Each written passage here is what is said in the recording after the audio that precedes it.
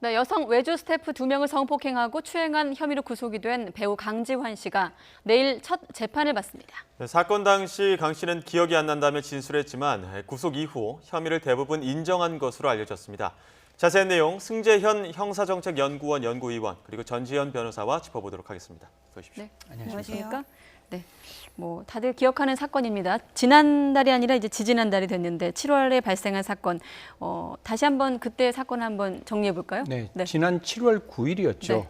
저녁 10시 50분쯤에 이제 광주시에 있는 강지환 씨의 자기 집에서 평소에 알고 지내던 여성 2명과 술을 마신 뒤에 그 여성들이 이제 어떤 방실로 들어가서 자고 있던 그곳에 들어가서 한 명에게는 성폭행을 하고 한 명에게는 성추행을 했다라는 사실이 알려져서 그날 긴급 체포되었고 지금 구속 기소되어서 내일 이제 재판을 받게 되는 것입니다. 위원님, 그런데 지금 보면 화면에 준자가 붙어 있거든요. 네네. 준자가 붙었다는 건 뭐 형량이 좀 다른가요? 어떤 의미가 있습니까?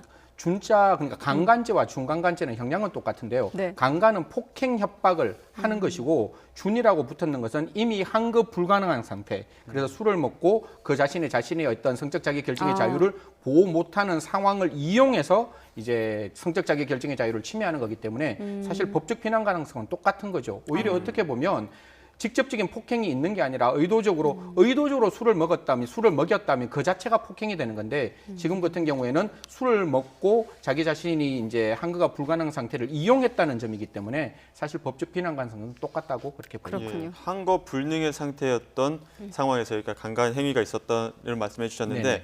그 당시에는 또 강지환 씨보다는 피해자들에 대한 어떤 섣부른 추측들이 많지 않았습니까? 네, 일단 섣부른 추측은 왜 여성 스태프 2명이 남자의 집에서 머물렀냐 그런 거였는데 사실 알고 보니까는 회식을 뭐 1차에서 딴 데 하고 2차로 여기를 갔던 게 아니라 처음부터 그 강지환 씨 자택에 있었다고 하고 그날이 여성 스태프 중에 한 명의 이렇게 떠나보내는 어떤 송별식 기념하는 단합 파티였다 그래요. 네. 그랬고 그다음에 또 나중에 이 합숙소처럼 집이 워낙에 커서 합숙소처럼 이렇게 스태프들이 거기서 머무르기도 했고 그 본인이 주인공이잖아요. 송별 파티니까는. 그러니까 본인이 중간에 자리를 떠나서 뭐 가기는 좀 어려웠을 거 아니에요. 그래서 끝까지 남아 있었는데 워낙에 집이 이렇게 산속으로 둘러싸여 있고 시내에서 3-4km 떨어져 있다 보니까는 나중에 이제 밤이 늦으니까는 콜택시 불러줄게 어쩌고 하다가 그 집에서 머무르게 됐는데 강지환 씨는 3층에서 잠을 잤고 이 여성들은 이제 2층에서 같은 방을 썼다고 그렇게 얘기가 됐고요. 그 다음에 이제 또 사람들이 문제를 삼았던 게 뭐냐면은 이 신고가 여성들이 직접 112에 신고를 했던 게 아니라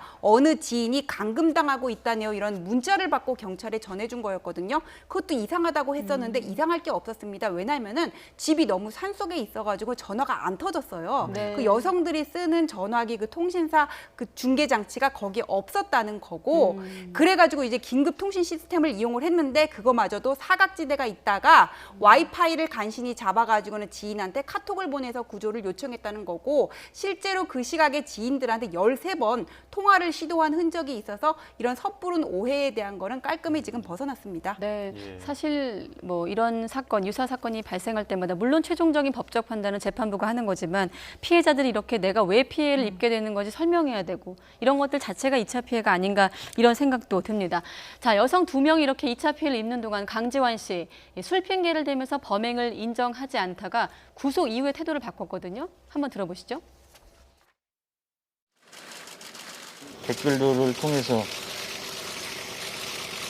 크나큰 상처를 받고 있다고 전해 들었습니다.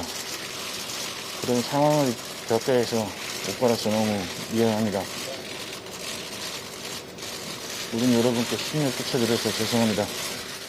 역시나 구속 이후의 상황입니다. 네, 처음에는 술을 먹어서 기억이 나지 않는다였다가 지금은 이제 사과를 하고 혐의를 인정하는 모습인데 어떤 뭐 심경의 변화였을까요? 사실 뭐 심경의 변화보다는 아마 증거가 더 이상 성폭력에 대해서 어떤 뭐 빠져나갈 수 없는 분명히 증거가 나왔을 거예요. 제일 처음엔 술에 취해서 기억이 나지 않는다. 저 말은 기본적으로 범죄 행위 고의가 없다. 이렇게 주장했는 것이고 이제 그 구속 후에 혐의를 인정했는데 그 혐의 인정했는 것 중에 하나가 성폭행이고 성폭행 같은 경우에는 분명히 피해 여성의 몸 안에서 이제 체액이 나왔을 그런 부분들이 있고 그 체액을 확인하면 DNA가 나왔기 때문에 그게 아마 강지환 씨 DNA가 아니었을까. 그런 어떤 혐의고 당연히 이제 성추행 당한 것도 같은 공간에 있었기 때문에 그런 점을 고려한다면 굳이 범죄를 부인하는 것은 현실적으로 지금 나와 있는 증거로는 조금 어렵지 않았느냐 그래서 오히려 그는 범죄를 부인하는 것보다는 피해자들과 합의를 하고 그 합의를 통해서 향후에 진행되는 재판에서 좀 더 유리한 양형을 고지를 차지하는 것이 더 유리하지 않느냐 이런 생각을 했는 것으로 보입니다. 네, 그렇다 보니 피해자들 측에서도 합의가 안 되니까 집행유예 노리려고 혐의를 인정한 것이다 이렇게 지적을 하기도 했어요. 그러니까 집행유예를 노렸다 하면 상당히 전략적으로 보이는데 그거는 형사재판에서 사건을 맡으면 변호사들은 집행유예 아니면 무죄 가능성을 염두에 둘 수밖에 없거든요. 근데 이 사건은 지금 같은 방에 있던 여성들이 따로따로 이제 조사를 받았는데 진술이 일치했다는 거 아니에요. 8시, 9시경에 어떤 범행을 당하고 그다음에 지인들에게 연락을 시도하고 경찰이 10시 10분에 저 자택에 도착을 했는데도 시간적인 악의도 맞아떨어진단 말이에요. 그럼 이거는 어쨌든 뭐 이렇게 무죄 주장을 할 수는 없는 사안이고 최대한 법원에 선처를 기하는 방법밖에는 없는데 집행유예를 어떻게 선고를 하냐면은 법원이 어떤 선고형을 결정하는 데는 3단계가 있습니다. 먼저 법정형을 보고 뭐 경합범 가중이라든지 가중 사유를 정해요. 그 다음에 양형 기준을 보고 권고형의 범위를 정하게 되는데 지금 기소된 형의가 형법상 중강간과 중강제추행이라고 얘기를 하는데 강제추행보다는 강간이 더 혐의가 더 높잖아요. 그런데 이게 법정형이 보면은 뭐 3년 이상 이렇게 돼 있고 양형 기준에 보면은 기본형이 2년 6월에서 5년이고 감경이 됐을 때, 즉 피해자 측과 합의를 했을 때는 이 기준이 최저 하한선이 이제 1년 6개월이 되거든요. 그럼 이 권고형의 범위에서 법원이 전체적으로 판단을 할 때는 집행유예를 선고할 때는 3년 이하의 형을 선고를 해야 되잖아요. 집행유예까지 충분히 나올 수 있는 그런 범위거든요. 그래서 뭐 집행유예를 노렸다 그렇게 얘기를 하는데 형사재판을 받을 때 피고인으로서는 어쨌든 뭐 감형을 받으려고 할 거 아니에요. 그래서 어떤 뭐 재판 전략 중에 하나다 그렇게 보시면 되겠습니다. 그러니까 피고인의 재판 전략 중에 하나다라는 말씀이신데 이건 어떻습니까? 처음에 체포됐을 때는 성폭력 범죄 처벌 등에 관한 특별법 이 근거 아니었습니까? 그러니까 처음에 이게 긴급 체포됐을 때 보도가 뭐라고 나왔냐면 성폭법상 위반으로 성폭법 위반으로 체포가 됐다 그렇게 얘기를 했어요. 근데 성폭법 위반은 뭐냐면은 이게 남의 주거에 침입을 해가지고는 중강간을 범한 경우에는 5년 이상의 징역형에 처하도록 하는 이런 죄가 있거든요. 이 죄를 만약에 적용하게 되면은 감경을 받더라도 하한형이 3년 이상이기 때문에 집행유예를 받을 여지가 좀 줄어들어요. 근데 지금 기소된 혐의는 형법상 중강간과 중강제 추행이라고 하는 건데 이게 주거에 침입한다는 거는 네 거 내 거를 불분하고 남이 이렇게 사실상 평온하게 점유를 하고 있는 공간에 들어가면 방실을 침입했다 그래가지고 성립을 하는 건데 제가 보기로는 이 사건 같은 경우에는 주거에 침입해서 강간을 한 것으로 봐가지고는 성폭법 위반으로 가도 무방할 것 같은데 지금 형법상 중강간 중강제추행으로 기소가 됐다고 해가지고 애초에 보도 났던 부분과 달라져가지고는 뭐 제가 소송 기록 전체를 본 건 아니지만 사실 그 부분은 개인적으로 조금 의문입니다. 그런 부분을 좀 들여다봐야겠네요 앞으로.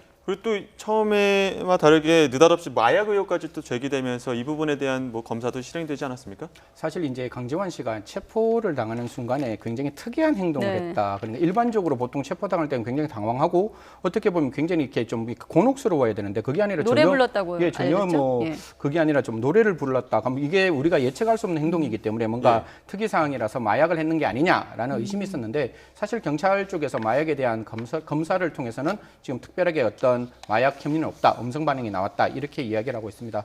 그래서 저 변호사님 말씀대로 사실 지금 있는 이 범죄가 그냥 단순하게 중강간이나 강제추행 같은 경우에는 이제 쉽게 집행유예 쪽으로 많이 갈 수 있는 부분들이 있지만 분명히 주거침입 강간으로 간다면 형량이 굉장히 높아질 수가 있거든요. 특히 강제추행 같은 경우에는 형법상은 10년 이하의 징역이지만 성폭법상에는 똑같이 무기 또는 5년 이상의 징역이 되기 때문에 이런 부분은 모르겠습니다. 저희들이 뭐 변호사님이나 저나 공소장을 정확히 안 봐서 모르겠는데 혹시 지금이라도 만약 공소를 제기하는 검사님들은 이런 부분을 조금 생각하셔서 죄명에 대해서도 한번 고민해 보실 필요가 있다고 생각합니다. 내일 마침 그 재판이 열리는데 이런 내용이 좀 포함될지 모르겠습니다만 강지환 씨 공소 사실을 정리도 하고 또 국민 참여 재판을 할 것인지 의사 등을 확인하는 절차가 이루어질 전망이라고 하는데 어떻습니까? 강지환 씨 경우 이거를 수용할까요?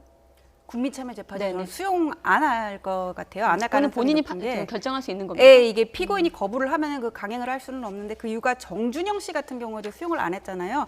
이 국민참여재판 같은 경우는 어떤 여론의 향방을 볼 수밖에 없거든요. 물론 참여하는 배심원들이 양형이라든지 유무죄를 결정을 하고 재판관이 거기에 구속돼야 되는 거는 아닙니다. 하지만은 그것과 다른 판단을 할 때는 재판관은 그 이유를 설치를 해야 돼서 그래도 어느 정도 이렇게 배심원의 영향을 100% 배제할 수는 없는데 네. 이 사건 같은 경우에 처음에만 하더라도 뭐 여성들에 대한 어떤 섣부른 오해들이 불거져 나오면서 여론이 강지원 씨 쪽으로 흐르는 게 아닌가 했는데 이제 완전히 지금 상황이 뒤바뀌었단 말이에요. 재판관 같은 경우에는 가중이 됐던 감경이 됐던 이걸 어떤 양형 기준을 보고 법리적으로 할 수밖에 없는데 일반 배심원들 같은 경우에는 왜 범죄를 저질러 놓고 합의를 했다고 해서 감경을 해주냐 이렇게 좀 감정적으로 갈 수가 있거든요. 그래서 굳이 강지원 씨 측에서 국민 참여 재판을 수용할까 이 부분에 대해서는 부정적입니다. 네, 한 가지만 더 추가적으로 여쭤보면 지금 보면 피해 여성이 속해 있는 외주업체에서는 합의를 종용했다 이런 주장이 나오기도 하거든요. 내일 이제 재판이 시작이 되는데 앞으로 이 사건에서 어떤 점이 좀 쟁점이 될까요? 사실 뭐 강지원 씨가 다 혐의를 인정하고 있기 때문에 사실 뭐 특별하게 뭐 다른 문제는 없고 유무죄 판단에서 유죄로 가는 것은 특별하게 문제가 없을 것 같습니다. 네. 다만 방금 말씀드리다시피 죄명을 네. 과연 다르게 바꿀 것이냐, 형법상으로 머물러 있게 할 것이냐, 성폭법으로 바꿀 것이냐 한 번 정도 고민하셔야 되고 형량 같은 경우에도 강지원 씨 쪽 변호인은 최대한 형량을 낮추려고 이야기를 할 것이고 당에 있는 검사들 입장에서는 좀 꼼꼼하고 치밀하게 어떤 이야기를 해서 사실 이러한 어떤 죄값에 합당한 형량이 나올 수 있도록 공소 유지를 하는 것이 필요하다고 보입니다. 어떤 기준이 적용될지는 또 내일 지켜봐야 될 것 같고요.